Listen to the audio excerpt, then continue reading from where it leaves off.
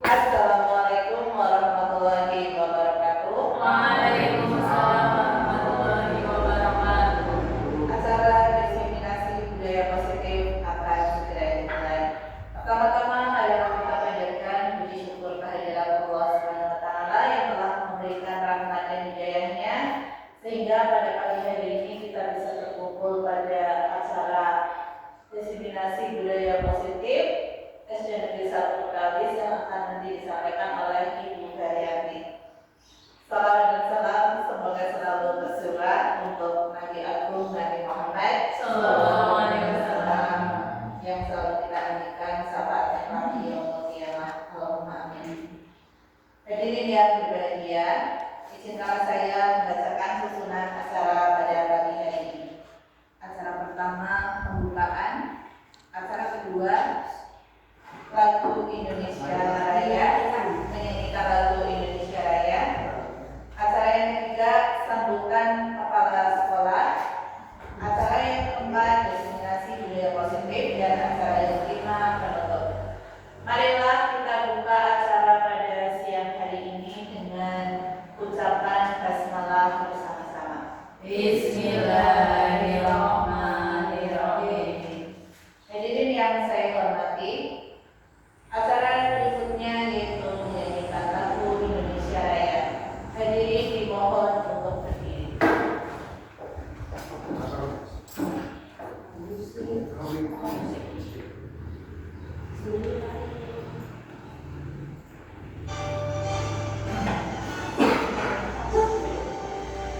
Indonesia tanah airku, tanah tumpah darahku. Di sanalah aku berdiri, jadi pandu ibuku. Indonesia kebangsaanku, bangsa dan tanah airku. Marilah kita berseru, Indonesia bersatu. Hiduplah tanahku, hiduplah negeriku, bangsaku, rakyatku semuanya. Bangunlah jiwanya, bangunlah badannya, untuk Indonesia Raya. Indonesia Raya, merdeka, merdeka, tanahku, negeriku yang kucinta. Indonesia Raya, merdeka, merdeka, hiduplah Indonesia Raya. Indonesia Raya, merdeka, merdeka, tanahku, negeriku yang kucinta. Indonesia Raya, merdeka, merdeka, hiduplah Indonesia Raya. Hadirin dimohon duduk kembali. Hadirin yang berbahagia, acara berikutnya yaitu sambutan kepala sekolah yang pada hari ini akan diwakili oleh beliau Ibu Dini Nurfadilah. Kepada beliau dipersilahkan.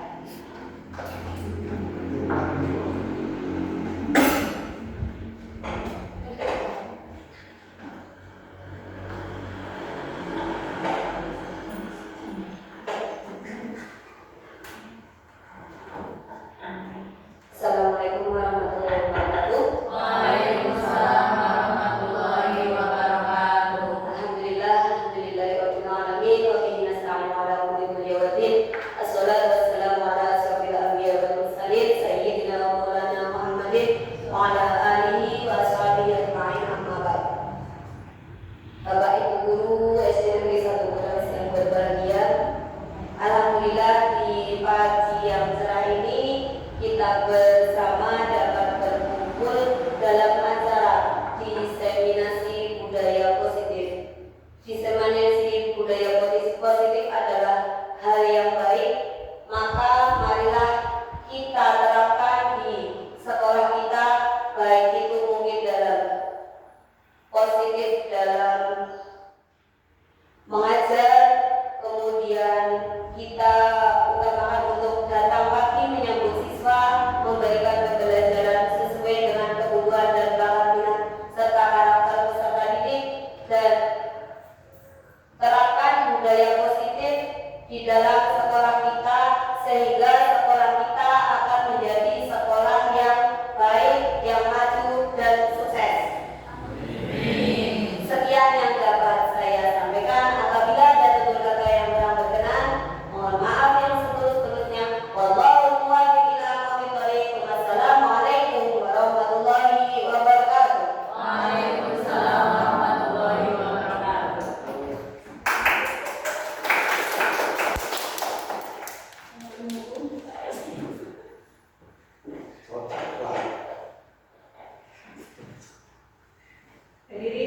dimuliakan Allah. Acara berikutnya yaitu diseminasi budaya positif. Namun sebelum pemaparan materi oleh Ibu Feryati, terlebih dahulu kita tutup acara pada pagi hari ini. Marilah kita tutup acara pada pagi hari ini dengan ucapan hamdalah bersama-sama. Alhamdulillah. Untuk Ibu Feryati, saya persilahkan. Wassalamualaikum warahmatullahi wabarakatuh. Waalaikumsalam warahmatullahi wabarakatuh.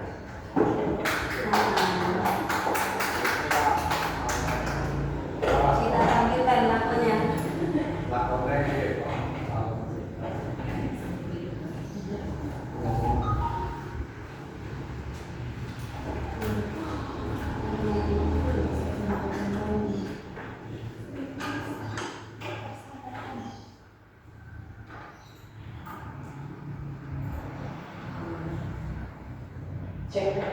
Assalamualaikum warahmatullahi wabarakatuh.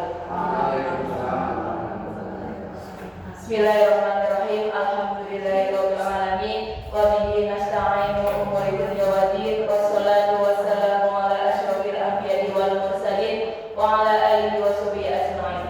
Rabbi shrah li sadri wa yassir li amri wa hlul 'uqdatam min lisani yafqahu qawli. Amma ba'du. Yang terhormat Kepala SD Negeri 1 Kotawis, yang kami hormati rekan-rekan guru SD Negeri 1 Kotawis yang luar biasa sekali hari ini. Terima kasih telah menyempatkan, meluangkan dan memanifestasikan waktunya untuk ikut serta dalam proses pembelajaran saya dalam program pendidikan guru penggerak ini. Pertama-tama marilah kita manjatkan puji syukur kehadirat Allah Subhanahu wa taala yang telah melimpahkan nikmat sehat, nikmat sempatnya kepada kita sehingga kita bisa berkumpul hari ini dalam rangka diseminasi budaya positif SD Negeri 1 Kotawis.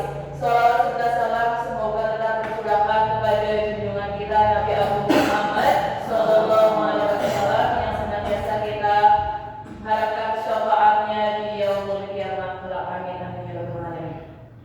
Bapak Ibu guru hebat yang saya hormati, perkenalkanlah saya di sini akan memaparkan materi share berbagi praktik baik terhadap ilmu atau pengalaman yang sudah saya dapatkan pada modul 1.4 yaitu tentang budaya positif.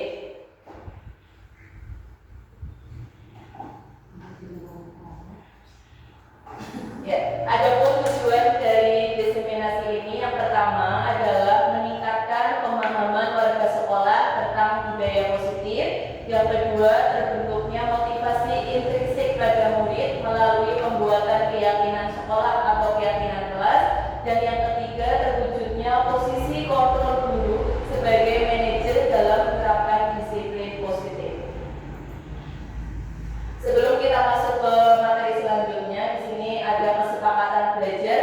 Ada 5 hal. Yang pertama, hadir secara utuh dan siap belajar. Sepakat membuat tadi? Sepakat. Yang kedua, berpikiran terbuka dan saling menghormati. Yang ketiga, berpendapat setelah dipersilakan. Yang keempat, penggunaan ponsel saat diperlukan. Dan yang kelima, paling penting ini, mengikuti sesi kelas dengan perasaan gembira. Jadi mohon dipaksa gembira nih Bapak Ibu meskipun nanti isinya entah apa ya. Selanjutnya kita harus tahu dulu apa sih tujuan pendidikan menurut Ki Hajar Dewantoro, Bapak pendidikan kita. Dulu di visi guru penggerak beberapa orang itu sudah pernah bahwa tujuan pendidikan menurut Ki Hajar Dewantara adalah untuk menuntun segala kodrat yang ada pada anak-anak agar mereka sebagai manusia dan anggota masyarakat itu dapat mencapai keselamatan dan kebahagiaan yang setinggi-tingginya. Oleh karena itu, pendidik itu hanya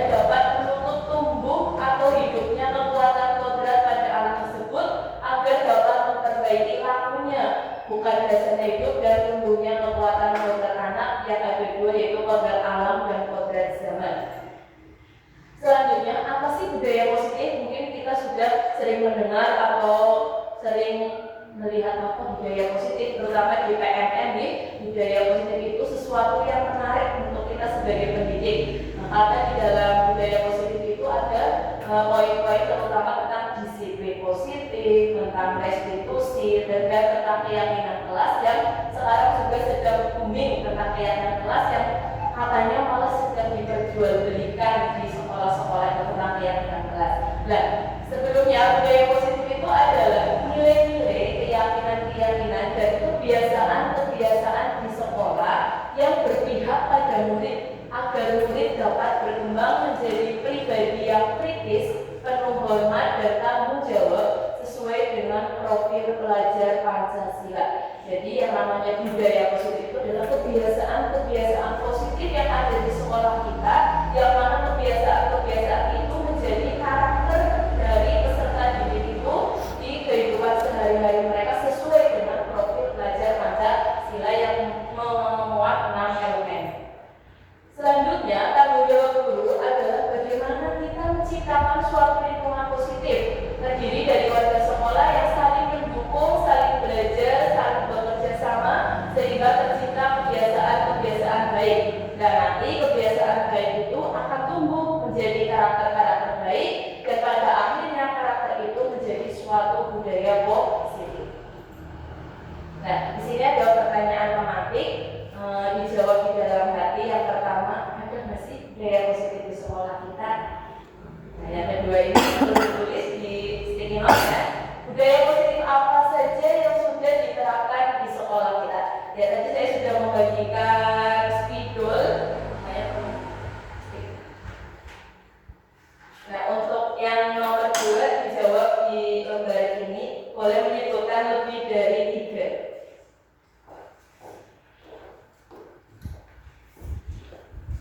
Budaya positif yang sudah ada di sekolah kita.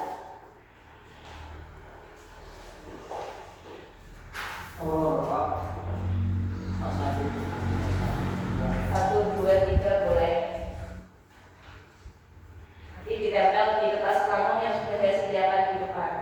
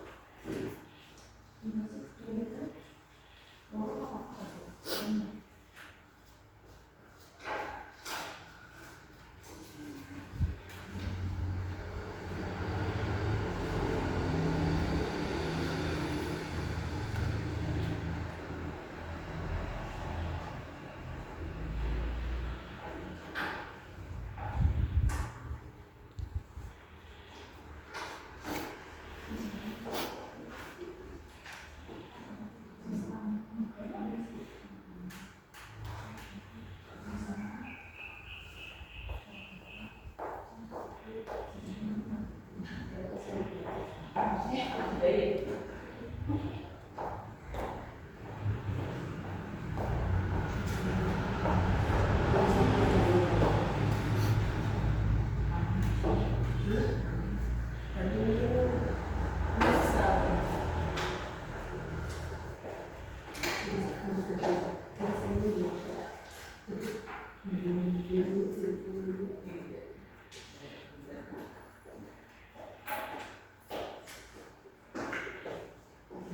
Sudah semua nih. Terima kasih Bapak Ibu sudah menuliskan budaya-budaya positif yang sudah ada di sekolah kita dan sudah kita terapkan di sekolah kita.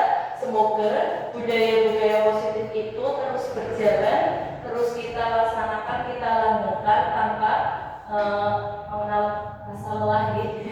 Karena ketika mendidik anak-anak itu butuh perjuangannya sangat luar biasa sekali.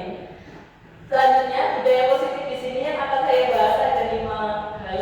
Yang pertama, disiplin positif dan nilai-nilai kebajikan universal. Yang kedua, teori motivasi, hukuman dan penghargaan. Yang ketiga, keyakinan kelas. Yang keempat, restitusi. Dan yang kelima, 5 posisi kontrol.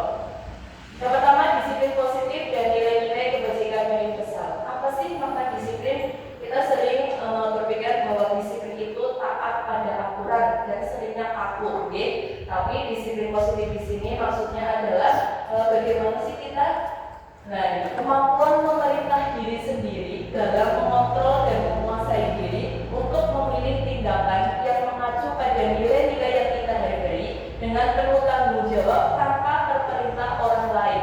Jadi disiplin positif yang maksud di sini adalah adanya kesadaran diri untuk mengikuti aturan tersebut karena adanya nilai-nilai yang dihargai oleh peserta didik itu. Selanjutnya yang ini, nilai-nilai kebajikan universal. Nilai-nilai kebajikan universal itu adalah sifat-sifat positif manusia yang merupakan tujuan mulia yang ingin dicapai setiap individu. Nilai-nilai ini merupakan payung besar dari sikap dan perilaku kita yang mendasari perilaku kita. Adapun nilai-nilai kebajikan yang menjadi acuan dari pendidikan kita adalah mengacu pada profil pelajar Pancasila.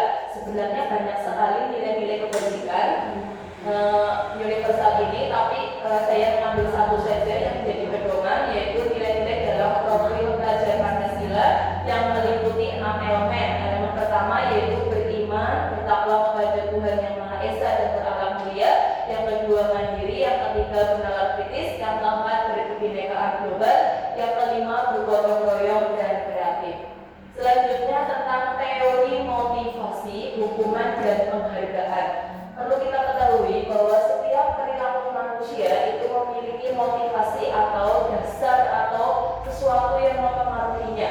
Menurut Daniel Gosen dalam bukunya Restructuring School Discipline menyatakan ada 3 motivasi perilaku manusia. Yang pertama adalah untuk menghindari ketidaknyamanan atau hukuman. Motivasi yang pertama ini adalah tingkatan motivasi terendah manusia, di mana seseorang itu berperilaku hanya ingin menghindari ketidaknyamanan atau hukuman, ya. Dan motivasi ini bersifat eksternal. Yang kedua, untuk mendapatkan imbalan atau penghargaan dari orang lain. Motivasi kedua ini setingkat lebih tinggi daripada motivasi yang pertama, karena pada motivasi yang kedua ini seseorang berperilaku ketika ada sesuatu yang diharapkan imbalan atau penghargaan, dan itu dianggap penting dan dimasukkan ke dalam dunia berkualitasnya. Jadi misalnya saya berperilaku baik supaya dapat ujian, ya, itu adalah sesuatu yang penting yang dimasukkan ke dalam dunia berkualitas seseorang. Dan motivasi yang kedua ini juga masih bersifat eksternal. Yang ketiga, untuk menjadi orang yang mereka inginkan dan menghargai diri sendiri dengan nilai-nilai yang mereka percayakan. Motivasi ketiga inilah yang menjadi dasar seseorang untuk bisa diajak menerapkan disiplin positif. Karena motivasi yang ketiga ini bersifat internal dari dalam diri seseorang tersebut. Jadi ketika kita berbuat itu adalah karena ada nilai-nilai keyakinan yang ada dalam diri seseorang tersebut. Selanjutnya tentang hukuman dan konsekuensi. Ketika kita berbicara tentang disiplin, kita tidak akan hukuman dan konsekuensi. Apa sih perbedaannya? Perbedaannya, hukuman itu bersifat tidak terencana atau tiba-tiba. Cicik ya, cicik muridnya dihukum. Nah, hukuman bersifat satu arah. Pihak guru yang menentukan, tidak ada kesepakatan antara guru dan murid. Tidak membuka dulu. Yang ketiga, bisa berupa fisik maupun psikis, bisa berupa mungkin pukulan atau kata-kata kasar, itu hukuman. Sedangkan konsekuensi itu sifatnya sudah terencana dan disepakati antara kedua belah pihak, dari guru maupun siswa. Disetujui murid dan guru, murid tetap dibuat tidak nyaman tapi dalam jangka waktu pendek, dan guru sebagai monitor atau pemantau. Selanjutnya, penghargaan. Menurut Alfikon, seorang pakar pendidikan, mengungkapkan baik penghargaan maupun hukuman adalah cara-cara mengontrol perilaku seseorang yang menghancurkan potensi untuk pembelajaran yang sesungguhnya. Sedangkan menurut Kon itu sendiri, belajar itu sendiri adalah penghargaan sesungguhnya. Ya, jadi nanti di sini ada istilah dihukum penghargaan. Jadi penghargaan itu sebenarnya tidak baik karena ada 8 hal pengaruh dari penghargaan itu sendiri. Yang pertama, pengaruh jangka pendek dan jangka panjang. Tentu karena bersifat motivasinya eksternal akan tidak langgeng. Yang kedua, penghargaan itu tidak efektif diberikan. Yang ketiga, penghargaan dapat merusak hubungan. Misalnya, satu anak yang paling pintar diberi penghargaan, yang lain tidak mendapat, akhirnya merasa iri. Yang keempat, penghargaan mengurangi ketepatan karena mungkin cepat-cepatan supaya dapat penghargaan tapi hasilnya tidak memuaskan. Yang kelima, penghargaan menurunkan kualitas. Yang keenam, penghargaan juga bisa mematikan kreativitas. Yang ketujuh, penghargaan sendiri itu menghukum. Contohnya seperti ini. Ketika anak dikasih ranking 1, 2, 3 dan seterusnya, anak yang mendapat ranking 3 itu merasa dihukum karena dia tidak bisa mencapai ranking 1, seperti itu. Yang terakhir, pengaruh pada motivasi intrinsik. Selanjutnya yang ketiga yaitu keyakinan kelas. Mungkin Bapak Ibu guru sudah membuat keyakinan kelas dengan murid-murid di kelasnya ini. Nah, di sini mengapa sih keyakinan kelas, bukan peraturan kelas saja? Apa perbedaannya?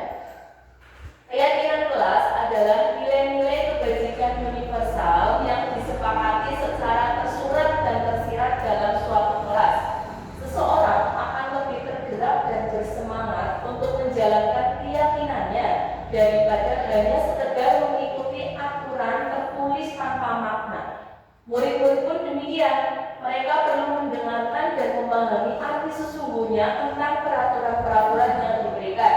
Apa nilai-nilai kebajikan di balik peraturan yang dibuat tersebut, apa tujuan utamanya, dan menjadi tidak tertarik atau takut sehingga hanya sekedar mengikuti serangkaian peraturan-peraturan yang mengatur mereka tanpa memahami tujuan mulianya.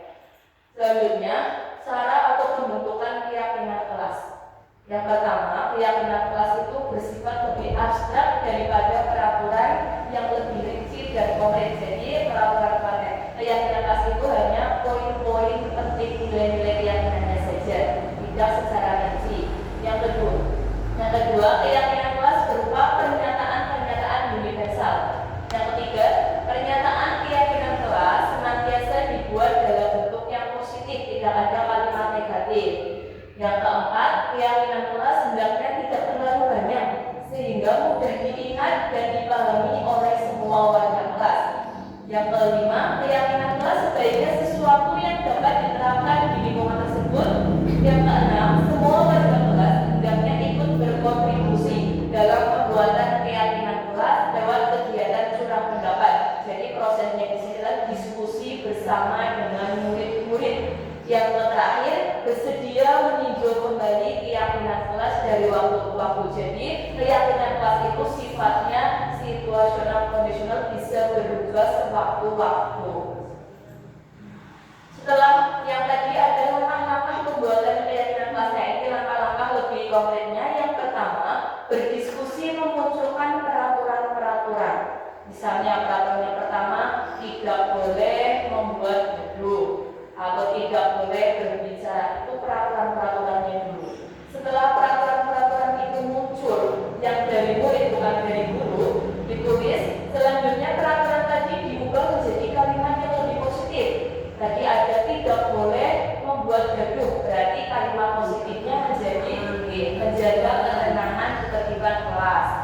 Yang ketiga, setelah dirubah menjadi kalimat yang lebih positif, disarikan peraturan-peraturan tadi menjadi nilai-nilai kebajikan atau keyakinan kelas tadi. Contohnya dari menjaga ketertiban itu, nilai keyakinannya adalah saling menghormati. Atau yang lainnya lagi kebersihan, atau selain itu keamanan, ketertiban kelas, kebersihan yang lainnya. Yang keempat, berdiskusi mengenai gambaran perilaku yang mencerminkan keyakinan kelas. Di sini gambaran perilaku tadi dibuat dalam bentuk tabel T dan tabel Y. Yang kelima, berdiskusi mengenai peran seluruh warga kelas. Dan terakhir, meninjau ulang keyakinan kelas dari waktu ke waktu. Contoh keyakinan kelas seperti ini. Yang pertama, hormat. Itu keyakinan kelasnya atau nilai-nilai keyakinan kelasnya, nilai-nilai kebajikan, universalnya. Di bawahnya ada penjelasan, kami meyakini bahwa sangat penting untuk menghormati semua orang dan barang milik orang lain. Yang kedua, bekerja. Kami meyakini bahwa sangat penting untuk mengerjakan segala pekerjaan atau mengikuti kegiatan yang telah ditugaskan. Yang ketiga, diterima dan dimiliki. Kami meyakini bahwa sangat penting untuk merasa diterima pada suatu kelompok dan saling peduli satu dengan yang lain. Jadi keyakinan kelasnya itu yang bukan nilai-nilai kebajikan.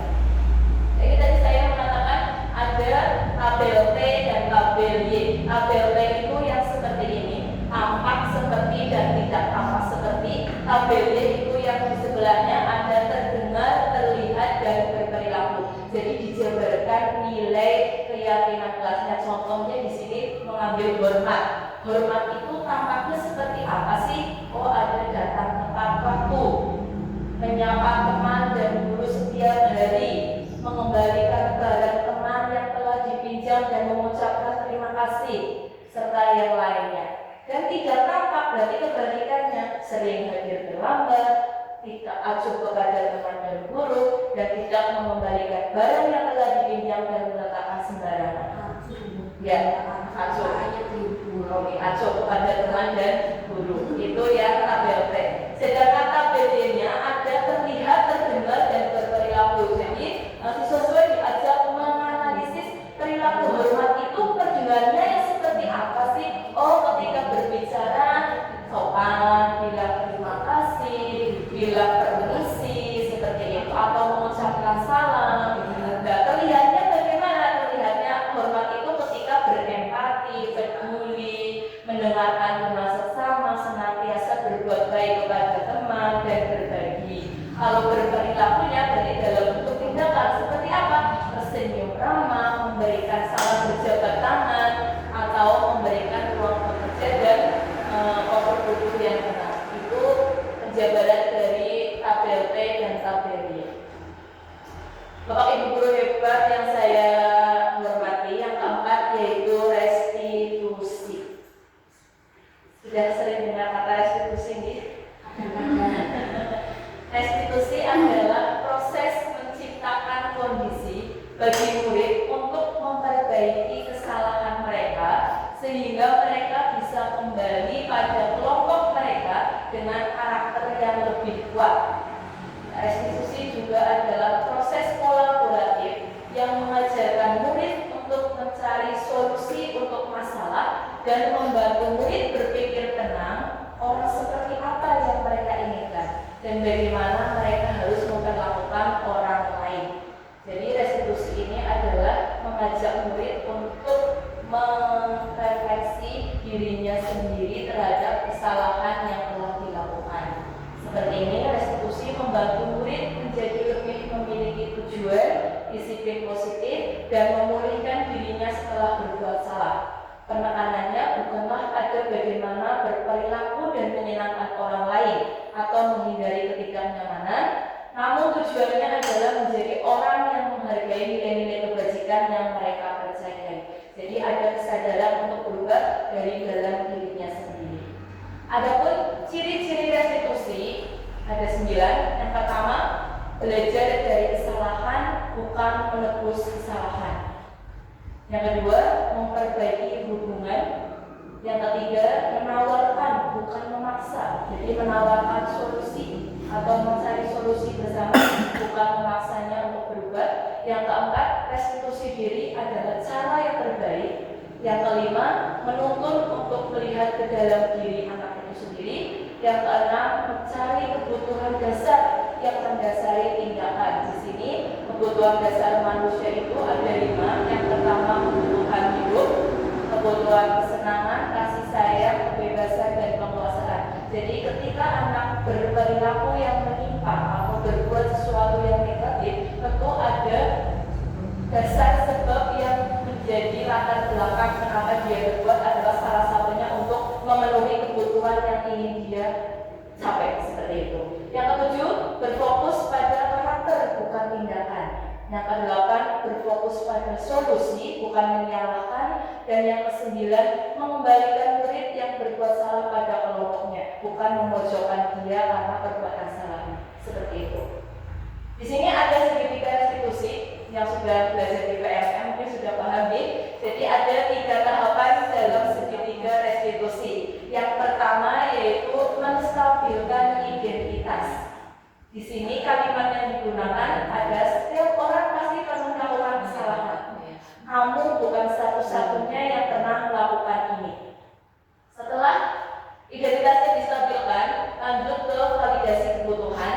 Dan yang terakhir, menanyakan keyakinan. Lebih lengkapnya lagi di sini. Menstabilkan identitas, yaitu untuk membuat anak yang merasa gagal karena berusaha berbuat salah menjadi positif terhadap dirinya. Tentu ketika kita menanyakan anak yang bermasalah itu kan mesti nggak ngaku ya, bukan salahku, dia yang salah. Itu adalah wujud dari pembelaannya dia. Dan di sini kita harus bisa menstabilkan dirinya dulu. Dengan cara apa? Dengan cara berkata seperti itu. Berbuat salah itu manusiawi karena tidak ada manusia yang sempurna. Wajar kalau kamu berbuat salah.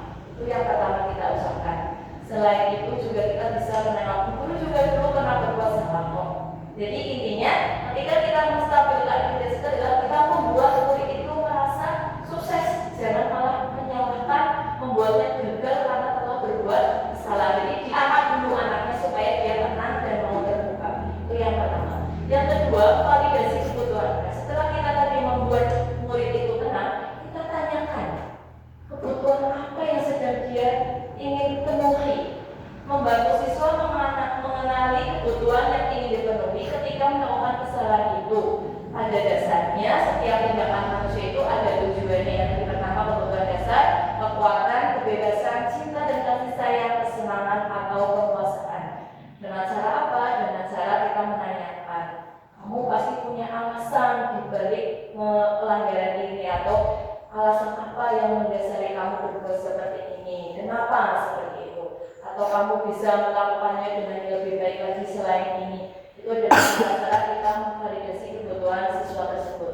Yang terakhir adalah menanyakan keyakinannya. Setelah kita tahu alasan perbuatan melanggarnya, kita tanya. Kita anak melihat kesalahannya dihubungkan dengan norma sosial dan nilai-nilai yang mendasari manusia berinteraksi dengan lain. Kita tanyakan keyakinan apa yang sudah disepakati atau nilai-nilai kebajikan apa yang sudah disepakati bersama. Dengan cara apa sih nilai yang kita percaya di kelas kita atau di sekolah kita? Nilai-nilai universal apa yang telah disepakati? Kelas yang ideal itu seperti apa? Atau kamu ingin menjadi seperti apa sih? Seperti itu. Itu tahapan-tahapan dari segitiga restitusi. Yang terakhir adalah 5 posisi kontrol. Apa itu 5 posisi kontrol? 5 posisi kontrol di sini adalah pendekatan restitusi yang dikembangkan oleh Diane Bosen dalam suatu program disiplin positif yang berpusat pada murid. Ada 5 posisi. Yang pertama adalah sebagai penghukum. Seorang penghukum bisa menggunakan hukuman fisik maupun verbal. Orang-orang yang menjalankan posisi penghukum senantiasa mengatakan bahwa sekolah memerlukan sistem atau alat yang dapat lebih menekan murid-murid lebih dalam lagi. Guru-guru yang menerapkan posisi penghukum akan berkata, patuhi aturan saya atau awas. Kamu selalu saja salah. Selalu pasti selalu yang terakhir selesai. Seperti itu. Guru yang seperti ini senantiasa percaya hanya ada satu cara agar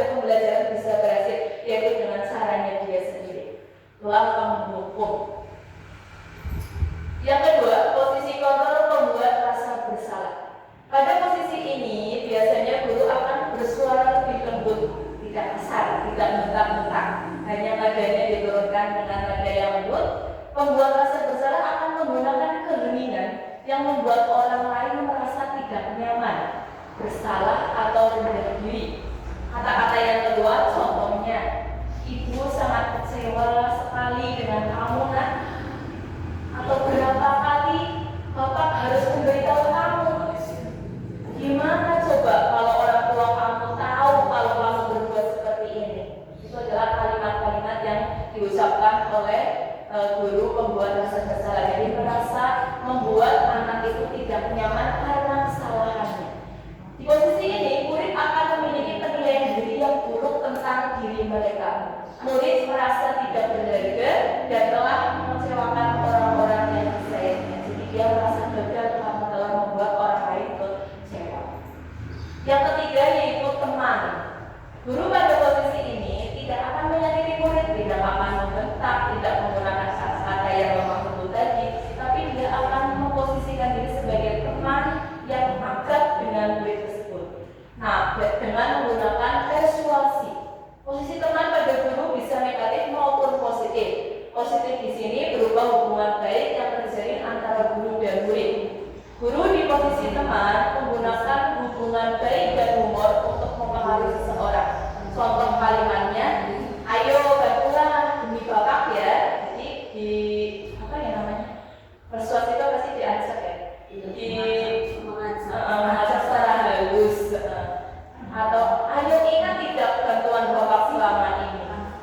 Ya sudah, kali ini tidak apa-apa, nanti ibu bantu bereskan. Itu adalah contoh kalimat-kalimat yang mencerminkan guru sebagai teman. Hal negatifnya adalah suatu saat guru tersebut tidak membantu murid, maka dia akan kecewa. Jadi murid sudah merasa ketergantungan karena dibantu oleh gurunya. Nah itu, dia berkata, saya pikir bapak itu teman saya. Ya, murid merasa dikecewakan dan tidak mau lagi berusaha. Berarti hal lain yang mungkin timbul adalah murid hanya akan bertindak untuk guru tertentu saja. Jadi ketika disayang sama salah satu guru, dia berperilaku baik ketika guru tersebut ada. Dan tidak untuk guru lainnya karena mungkin guru lainnya bukan temannya. Murid akan tergantung pada guru tersebut. Yang keempat adalah memantau. Memantau berarti mengawasi. Pada saat kita mengawasi, kita bertanggung jawab atas perilaku orang-orang yang kita awasi. Posisi memantau berdasarkan pada peraturan-peraturan dan konsekuensi. Dengan menggunakan sanksi atau konsekuensi, kita dapat memisahkan hubungan pribadi kita dengan murid tidak sedekat yang teman tadi. Sebagai seorang yang menjalankan posisi pemantau. Jadi pemantau ini kita selalu mengingatkan pada aturan-aturan atau tata tertib yang sudah disepakati. Misalnya tata tertibnya apa? Yang memakai sepatu putih. Nah itu diingatkan. Setelah diingatkan, dikasihlah suatu sanksi atau konsekuensi. Pertanyaannya dia juga seorang pemantau seperti itu. Peraturannya apa? Apa yang telah kamu lakukan? Sanksi atau konsekuensinya apa? Diingatkan lagi anak itu. Seorang pemantau sangat mengandalkan penghitungan dihitung. Dicatat mungkin kalau zaman dulu kita ada poin. Ya itu poin ya itu. Tapi sekarang udah nggak ada lagi. Di SMP, di SMP, SMA masih ada data yang dapat digunakan sebagai bukti atas perilaku seseorang. Posisi ini akan menggunakan stiker catatan dan tercek. Posisi pemantau sendiri berawal dari teori stimulus respon yang menunjukkan tanggung jawab guru dalam mengontrol murid. Yang terakhir adalah manajer. Posisi di mana guru berbuat sesuatu bersama dengan murid, mempersilahkan murid mempertanggungjawabkan perilakunya, mendukung murid agar dapat menemukan solusi atas permasalahannya sendiri. Di manajer, murid diajak untuk menganalisis kebutuhan dirinya maupun kebutuhan orang lain. Tugas seorang manajer bukan untuk mengatur perilaku seseorang. Kita membimbing murid untuk dapat mengatur dirinya. Seorang manajer bukannya memisahkan murid dari kelompoknya, tapi mengembalikan murid tersebut ke kelompoknya dengan lebih kuat dan baik. Jadi ketika ada siswa bermasalah dipanggil, terus kita restitusi tadi dengan cara memposisikan diri kita sebagai seorang manajer. Nah sekarang bagaimana pendapat Anda? Bisa dituliskan di kertas yang tadi lagi. Masih ada Bapak Ibu? Ada 5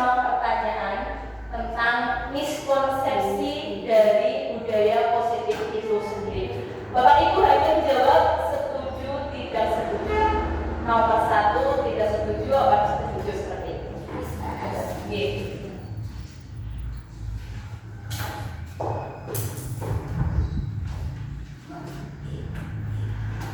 Pertanyaan pertama, penerapan budaya positif berarti tidak ada aturan atau konsekuensi. Setuju atau tidak setuju? Yang kedua, dengan membuat keyakinan kelas dan ditempelkan di depan kelas, maka itu sudah cukup. Setuju atau tidak setuju? Yang ketiga, semua masalah yang berkaitan dengan budaya positif diselesaikan dengan restitusi. Yang keempat, pilihan tindakan yang dilakukan murid dalam proses restitusi ditentukan oleh guru, bukan muncul dari kesadaran murid. Yang kelima, jika murid sudah mendapatkan restitusi, maka ia tidak perlu lagi mendapatkan konsekuensi dari aturan yang ada. Silakan, setuju atau tidak setuju bebas. Ini gampang penilaian. Pemahaman Bapak Ibu setelah tadi mendengar penjelasan dari saya. Penjelasan kita guys,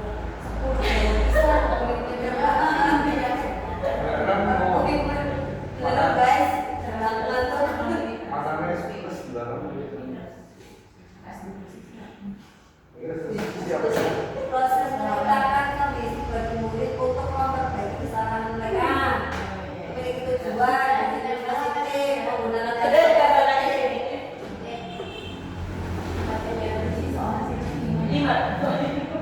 lima jawaban itu.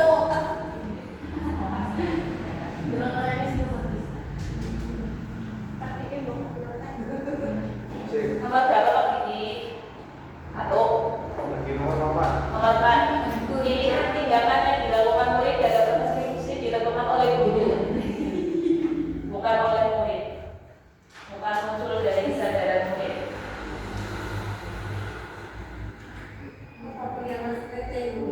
Tentu ya, betul sekali terbuka. Bapak Ibu menjawab tidak setuju ada alasan tersendiri. Ya nanti 5 orang ya mewakili satu-satu.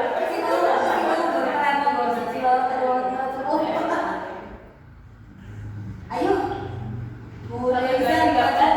Oke, nyuruh beribadah sih, mana diciri-ciri lu, aja, aneh. Itu Kalian yang mana? Itu terkait.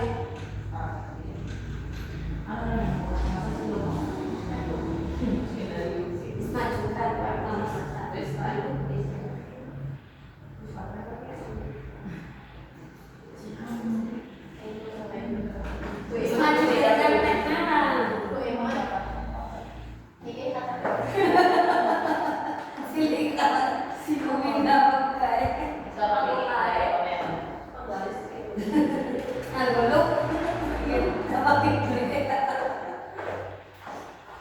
semangat Pak Wasis.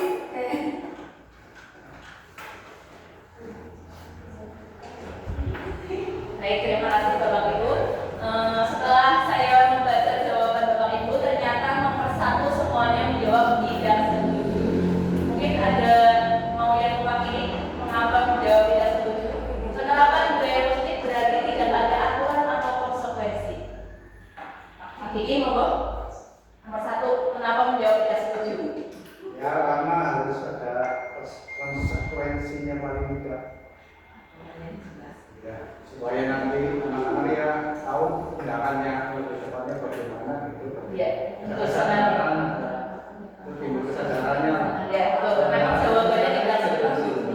Alasannya karena budaya positif itu bukan berarti kita bebas tanpa aturan gitu, tapi aturan itulah sendiri yang mendasari adanya budaya positif.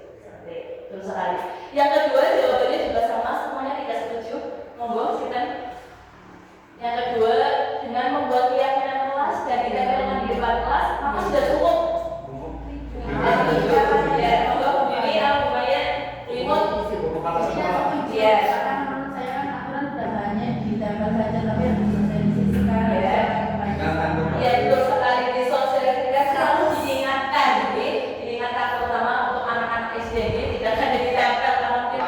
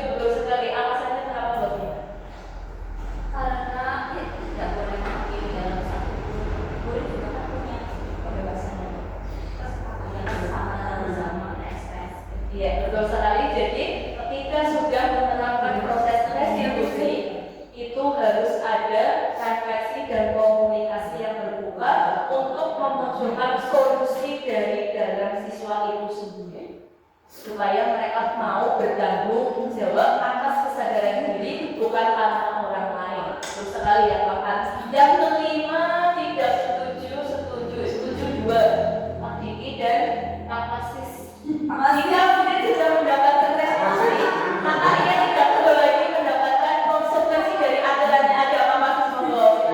Setuju katanya. Ketika sudah direstitusi tidak ada konsekuensi.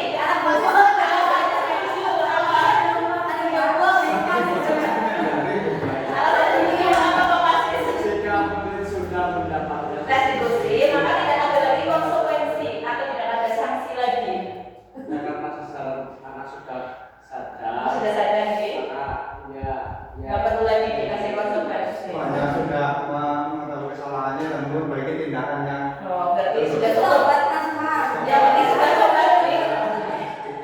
Kembali ke jalan Yang benar adalah tidak setuju, ya. Tidak setuju karena apa? Karena tadi setelah direstitusi perlu ada konsekuensi di belakang itu supaya anak cedera juga, tidak mengulangi lagi. Itu sekali.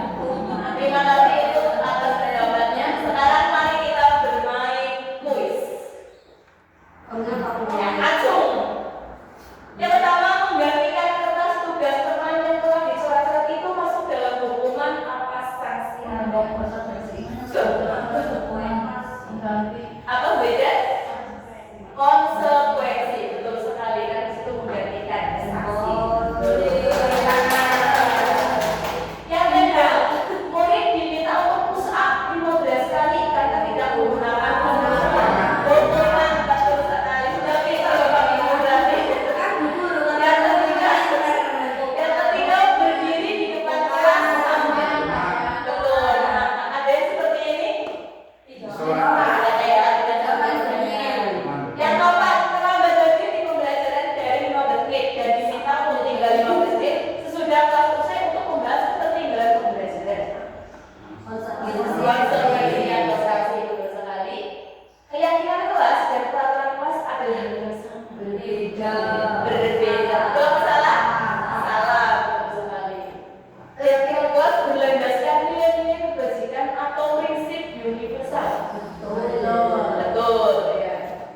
Baik, silakan yang mau mengisi nilai kebajikan 1, 2, 3. Apa nilai kebajikan atau keyakinan yang ingin diangkat dari peraturan? Yang pertama, menggunakan helm saat mengendarai motor, itu nilai kebajikannya untuk apa sih? Yang kedua, membuang sampah pada tempatnya apa? Yang ketiga, dilarang menggunakan kata-kata kasar. Siapa yang mau berpendapat? Ya, nilai kebajikannya menjaga keselamatan.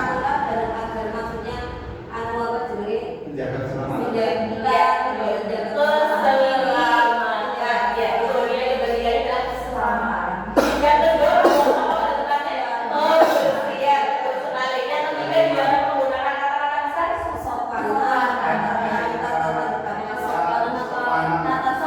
Selain itu, ada lagi? Bukan?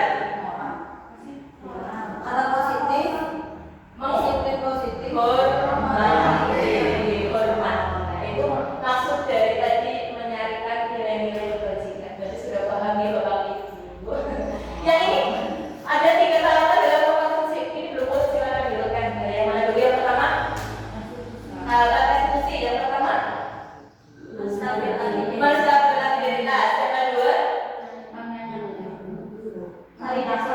validasi tindakan yang salah, betul sekali. Yang ketiga, menanyakan keyakinan. Dan sekarang ini urutan langkah-langkah utama dalam menetapkan keyakinan kelas serta pendalamannya. Urutannya yang pertama, yang mana dulu Bapak Ibu bisa membaca dengan jelas, bisa disebutkan urutannya. Langkah-langkah ya membuat keyakinan kelas.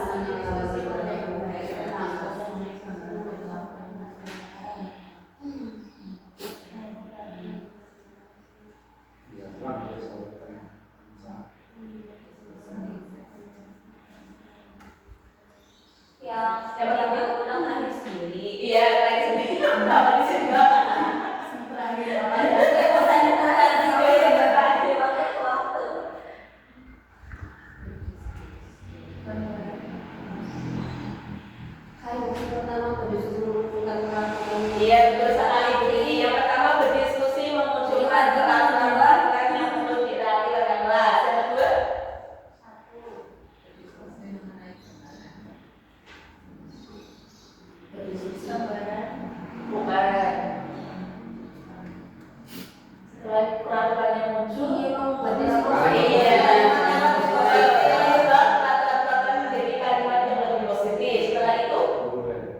Liburan kok. Main dulu. Diskusi. Berdiskusi untuk apa? Bukan. Itu kan pertama, aku lagi coba. Bukan yang itu. Siapa naik peran? Bukan. Ya, Iya, menyanyikan peraturan menjadi nilai-nilai kebajikan atau yang ketiga yang keempat berdiskusi mengenai gambar perilaku sehari. Yang kelima berdiskusi mengenai peran sekolah.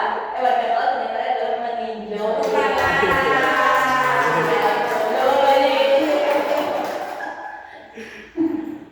Nah, masuk dalam posisi kontrol apa sih? Peraturan apa? Menghukum, pembatasan bersalah, teman, pemantau atau manajer. Peraturan apa sih? Mantap, Bok. Ya begini, pemantau betul sekali karena saya mengingatkan pada peraturannya. Lanjut, patuhi aturan saya atau awas. Pembuatan salah. Patuhi aturan Aturan saya awas. Bukan.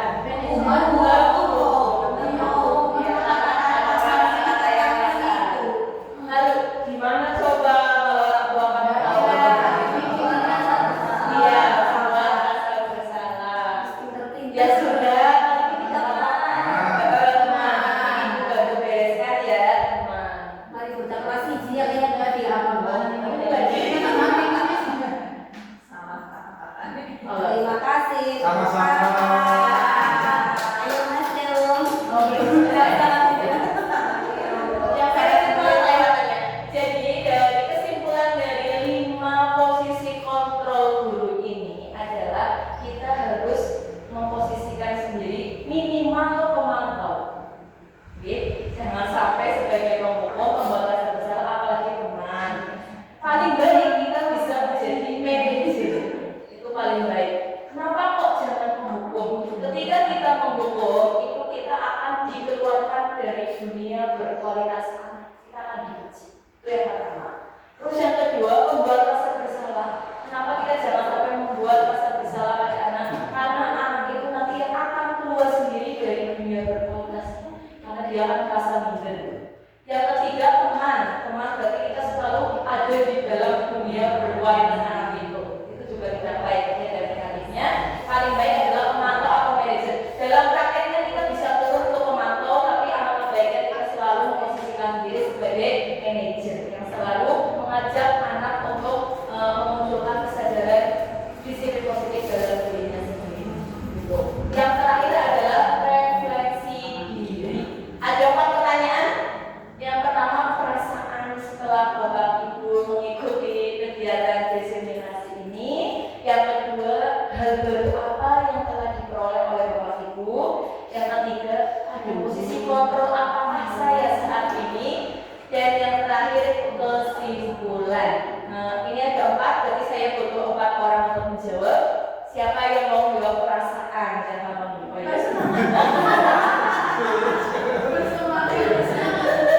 Bersemangat, terima kasih Bu Ida. Saya bersemangat, rasa bahagia atau beda?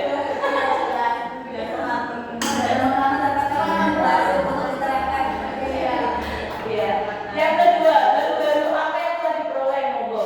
Kemarin Pak Bu Ina ya silakan. Ya hal-halnya jadinya kita tahu apa yang Harus kita lakukan. kadang kita melakukan Posisi kita apa? melakukan sehari.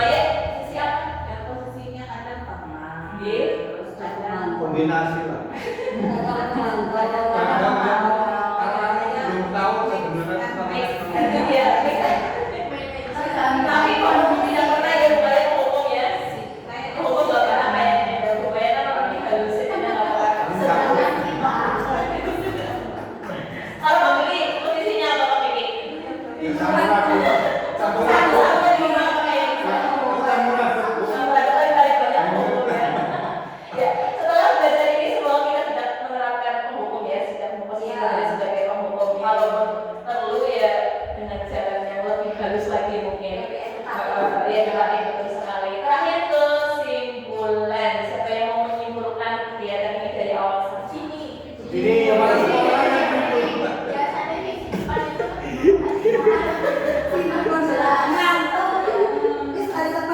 Ya, silakan ya. kita tambah dalil.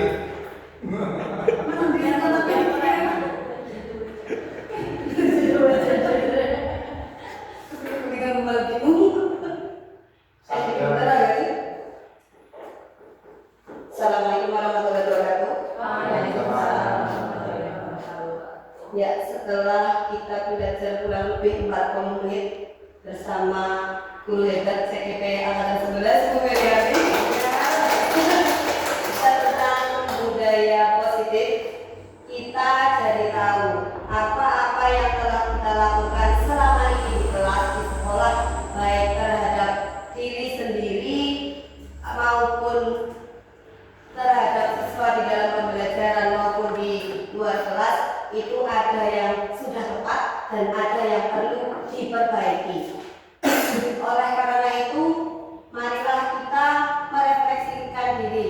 Apa yang sudah kita terima, apa yang telah kita dapat, marilah kita terapkan untuk mewujudkan sekolah sesuai dengan visi misi SD Negeri 1 Betawi yang telah tertera. Kita harus paling tidak kita berbenah diri untuk menjadi yang lebih baik, menjadi sekolah yang lebih ramah kepada anak, menjadi guru-guru yang lebih berkualitas, menjadi guru yang berkompeten dalam segala bidang, dan semuanya semoga bermuara kepada kebaikan. Wassalamualaikum warahmatullahi wabarakatuh.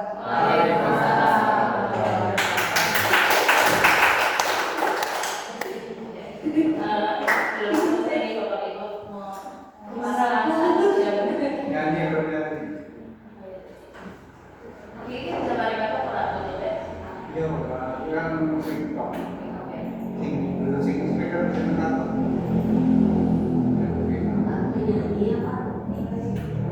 Speaking ya.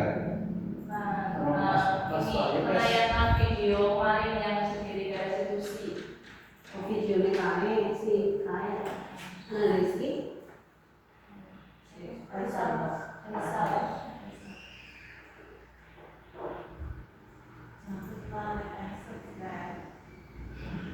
Boleh dikit.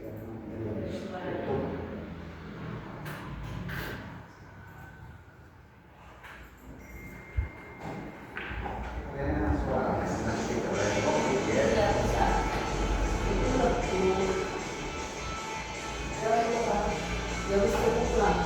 Kalau Kita balik Pak. Tapi ini sebenarnya.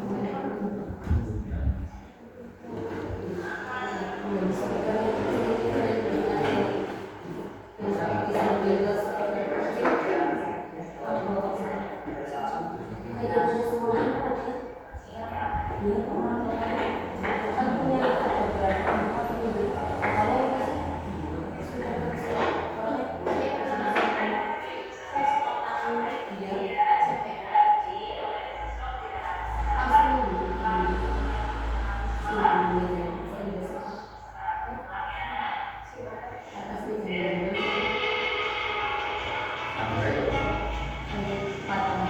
Ya,